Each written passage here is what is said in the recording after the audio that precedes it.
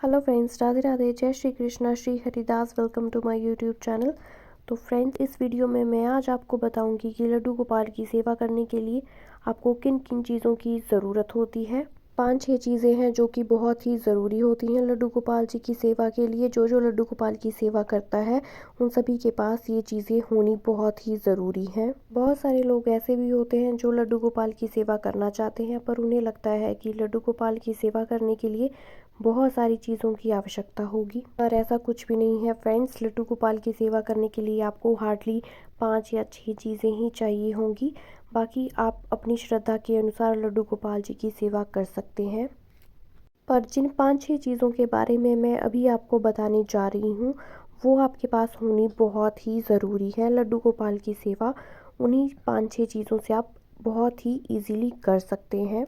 Friends, तो सबसे ज़रूरी बात, जब भी आप लड्डू गोपाल जी को अपने घर लेकर आएँ तो इस बात का ध्यान रखें कि जो आपके लड्डू गोपाल जी हैं वो अष्ट धातु के ही हों। फ्रेंड्स, अष्ट धातु के लड्डू गोपाल जी का कलर कभी भी काला नहीं होता है, कभी भी उनका कलर नहीं निकलता है।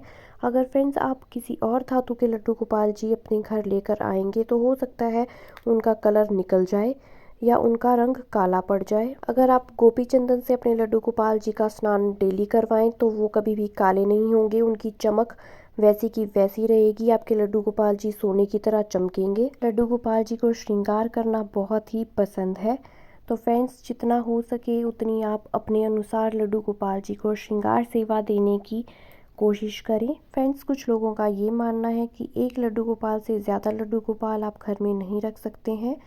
तो फ्रेंड्स, आप जितने चाहें लड्डू गोपाल अपने घर पे लाके उनकी सेवा कर सकते हैं। पर फ्रेंड्स, जितने ज़्यादा आप लड्डू गोपाल जी अपने घर लाएंगे उनकी सेवा करना उतना ही मुश्किल होगा।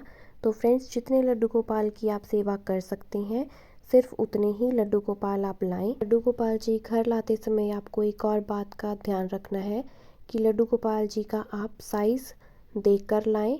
आप पहले साइज़ अच्छे से चूज़ कर लें कि आपको किस साइज़ के लड्डू गोपाल जी घर लाने हैं। ऐसा साइज़ चूज़ करिएगा जिन लड्डू गोपाल के ड्रेसेस हो, श्रृंगार का सामान हो, इजीली आपको मार्केट में मिल जाए। ऐसा ना हो कि फ्रेंड्स आप बहुत बड़े लड्डू गोपाल जी घर ले आए और नियर बाई आपको लड्डू गोपाल जी का श्रृंगार ढूंढने में, पोशाकें ढूंढने में बहुत ज़्यादा दिक्कत आने लगे। देखिए फ्रेंड्स, बातों बातों में मेरे लड्डू गोपाल जी हो गए हैं रेडी। मैंने अपने लड्डू गोपाल जी को पोशाक पहना दी है, श्रृंगार कर दिया है। आज मेरे लड्डू जी ने ब्लू कलर की ड्रेस पहनी है। आपको मेरे लड्डू गोपाल जी का श्रृंगार कैसा लगा, प्लीज़ कमेंट बॉक्स में ज़रूर बताएं।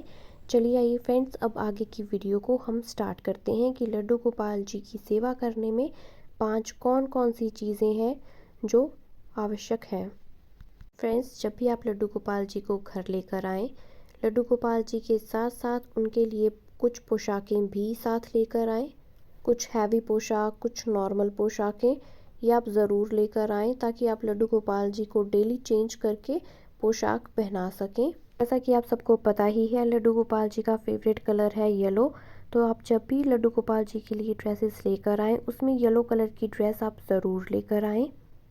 और ड्रेस लेते समय आप इस बात का ध्यान रखें कि ड्रेस ऐसी हो कि लड्डू गोपाल जी को चुभे ना।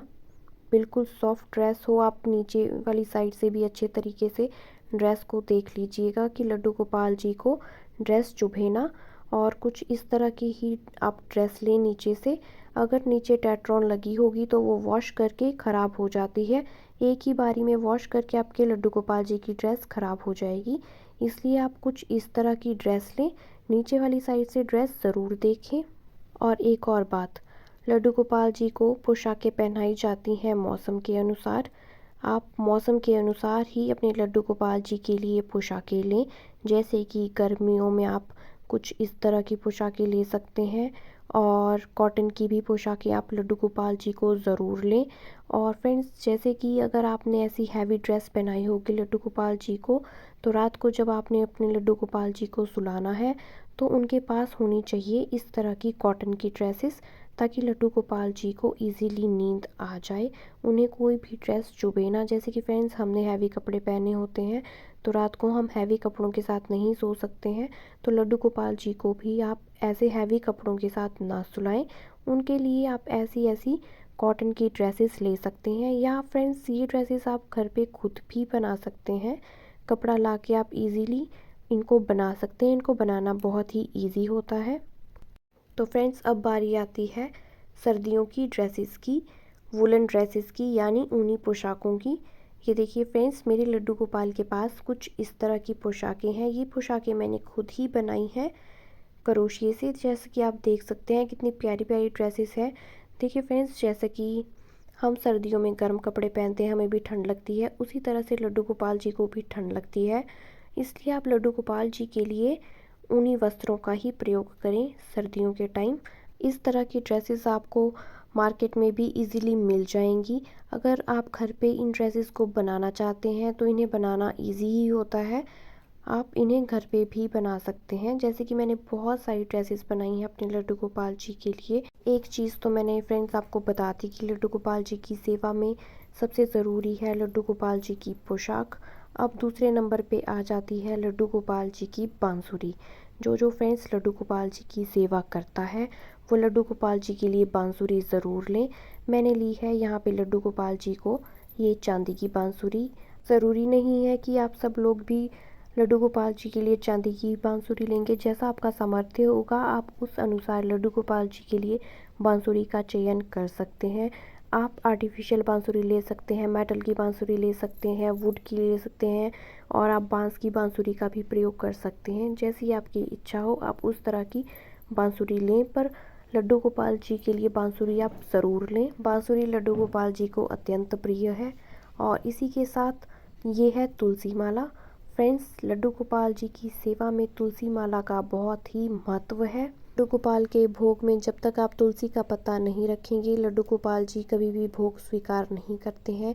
लड्डू गोपाल जी के स्नान के पानी में भी तुलसी का पत्ता प्रयोग किया जाता है। अगर फ्रेंड्स आपको कभी तुलसी का पत्ता ना मिले तो उस समय तुलसी की माला का प्रयोग किया जाता है।